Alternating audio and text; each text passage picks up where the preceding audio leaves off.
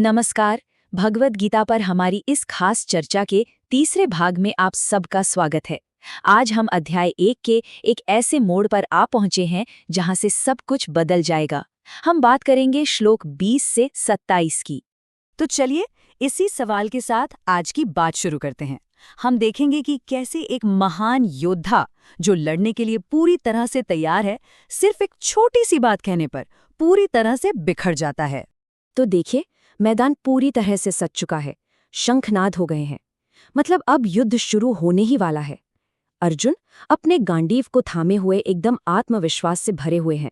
और ठीक इसी पल श्लोक 1.20 में जो कहा गया है वो होता है, अथ व्यवस्थितान् दृष्ट्वा धार्तराष्ट्रान् कपिध्वजः प्रवृत्ते शस्त्र संपाते धनुरुद्यम्य पांडवः हृषिकेशं तदा वाक्यम इदम आह महीपते।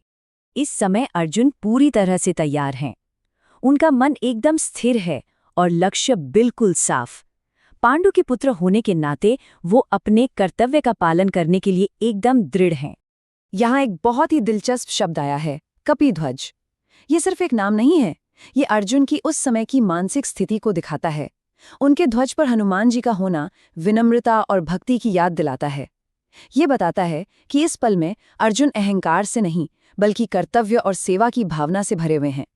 और यहीं से कहानी में एक बहुत बड़ा मोड़ आता है। अर्जुन कृष्ण को एक आदेश देते हैं जो ऊपर से देखने में तो एक स्ट्रैटेजिक मूव लगता है, लेकिन इसके जो परिणाम होंगे वो किसी ने सोचे भी नहीं थे। चलिए सुनते हैं श्लोक 1.21 और 1.22। अर्जुन उवाच सैन्योरुभयोर्मध्ये रथं स्थापय मे अच्युत यावत् एतान् निरीक्ष्य अहं योद्धुकामान् अवस्थितान् केर्म्यासः योद्धव्यम् अस्मिन् रणसमुद्यमे। जरा इस पल के बारे में सोचिए, ये कितना अद्भुत है।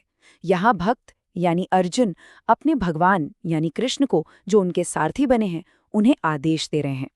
ये भगवान और भक्त के बीच का वो गहरा प्रेम दिखाता है जहाँ भगवान भी अपने भक्त की सेवा करने के लिए तैयार रहते हैं। अर्जुन का कृष्ण को अच्युत कहना, ये उनके अटूट विश्वास को दिखाता है। उन्हें पता है कि उनके मार्गदर्शक, उनके भगवान कभी कोई भूल नहीं कर सकते, और इसी भरोसे के साथ वो युद्ध भूमि का जायजा लेना चाहते हैं, जानना चाहते हैं कि उन्हें लड़ना किससे है। अब देखिए, अगले ही श्लोक 1.23 में अर्जुन की सोच एकदम साफ है। वो कहते हैं, योत्स्यमानानवेक्ष्य हम य एते यत्र समागता धार्तराष्ट्रस्य दुर्बुद्धेर युद्धे प्रियचिकीर्षव। मतलब वो सामने खड़े लोगों को अपने परिवार की तरह नहीं देख रहे हैं, बिल्कुल नहीं। वो उन्हें देख रहे हैं धृतराष्ट्र के दुष्ट बुद्धि वाले बेटे के समर्थकों के तौर पर, अधर्म के साथियों के तौर पर यहीं एक बहुत बड़ी, एक भयानक सच्चाई छिपी है जिसका सामना वो बस करने ही वाले हैं। अब भगवान अपनी लीला शुरू करते हैं।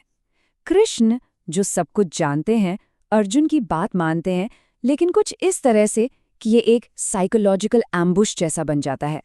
सुनते हैं श्लोक 1.24 और 1.25। संजय उवाच एवमुक्तो ऋषिकेशो गुडाकेशेन भारत सैन्योरुभयोर्मध्ये स्थापयित्वा रथोत्तमम् भीष्मद्रोणप्रमुखतः सर्वेषां च महीक्षिताम् उवाच पार्थ पश्यैतान् समवेतान् कुरुनीति।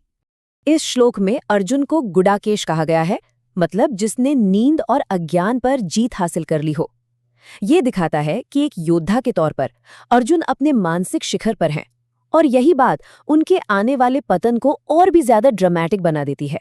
कृष्ण की चाल बहुत ही सटीक है। सबसे पहले वो रथ को ठीक बीच में ले जाते हैं, फिर उसे सीधे अर्जुन के सबसे प्रिय लोगों दादा भीष्म और गुरु द्रोण के सामने खड़ा करते हैं, और फिर सबसे जरूरी बात, वो कहते हैं, इन कुरुओं को देखो। उन्होंने दुश्मन नहीं कहा, उन्होंने कहा कुरु, एक ऐसा शब्द जो परिवार की, अपनेपन की याद दिलाता है। कृष्ण ने जानबूझकर ये सब किया ताकि गीता का दिव्य ज्ञान प्रकट हो सके।